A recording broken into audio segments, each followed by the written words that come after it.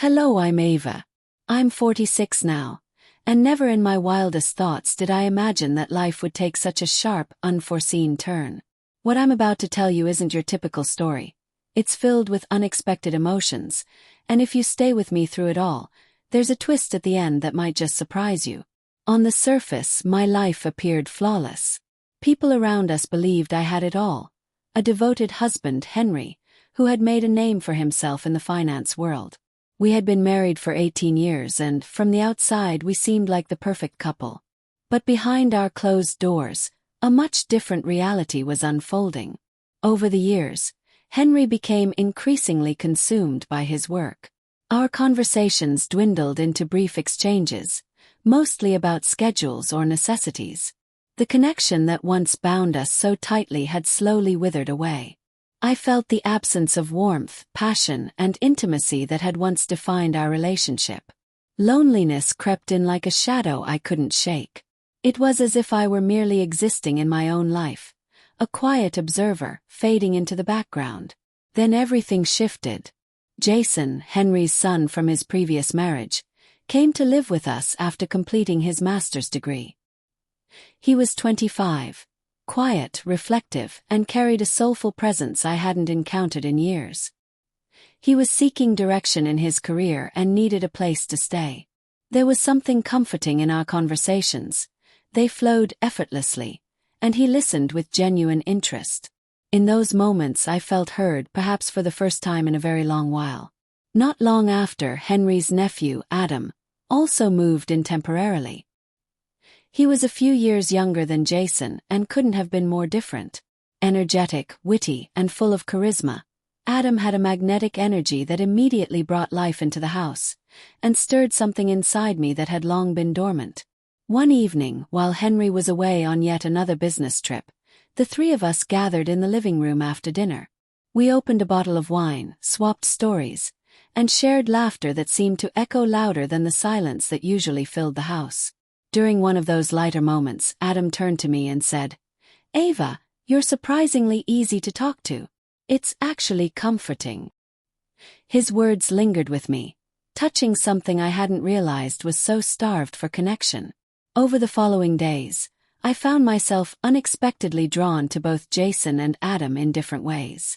Jason's gentle presence and quiet empathy made me feel emotionally safe.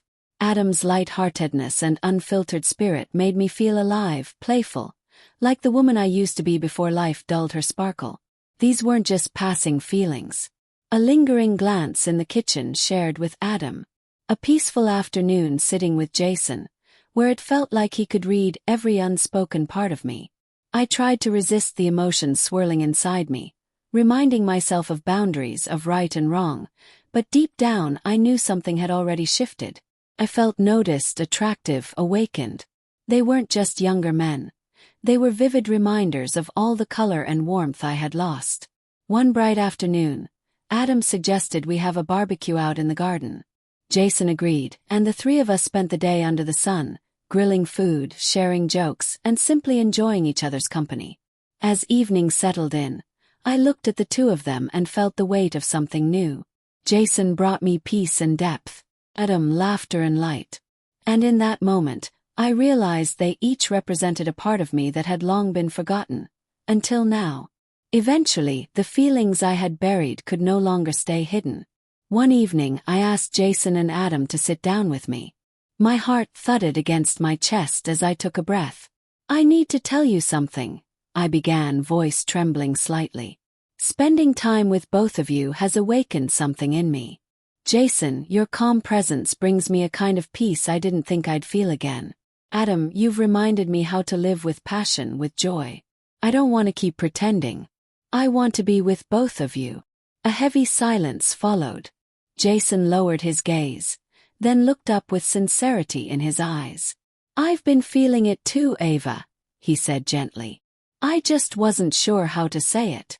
Adam, always light-hearted but never lacking depth, smiled softly and added, "Maybe it's time we stop living by everyone else's rules and finally start living for ourselves." The sense of relief that washed over me was indescribable. I didn't know what tomorrow would bring, but I knew I could never go back to the woman I had been before this. That night, we opened another bottle of wine, let the music fill the air, and laughed together under dim lights. Our conversations grew more intimate, more honest. Something undeniable was forming between us, something rare and genuine, even if unconventional. At one point, Jason gently took my hand and said, "It's not just the wine or the music that makes this night special. It's the truth we're finally sharing." We moved together slowly, dancing in sync with the soft rhythm. Adam's hand rested at my waist. Jason's fingers grazed my cheek. Their touches were unique, different in intention but both filled with meaning.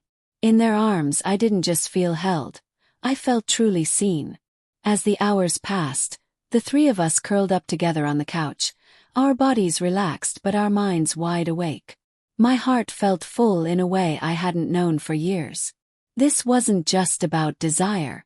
It was healing, a rediscovery, a revival of the woman I thought I had lost to time and silence.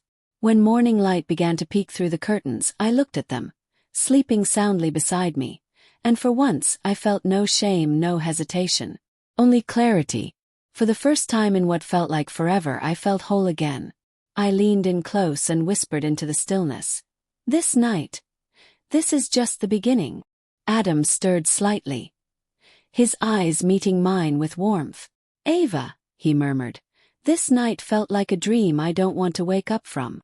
Jason shifted and softly added, "Getting to know the real you, watching you come alive again, has been a gift."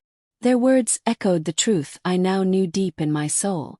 That night marked a transformation, not just between the three of us but inside of me. I was no longer just Henry's forgotten wife. I was Ava, vivid, vulnerable, and fully alive. I don't know what lies ahead. Henry will be home soon, and with him, the life I left behind will come calling. But one thing is certain. I can never go back to who I was before. For now I'll stop here. But if you want to know what happens next, the fallout, the decisions, the unexpected turns, make sure to subscribe. Because what comes after this is even more surprising than anything you've just heard.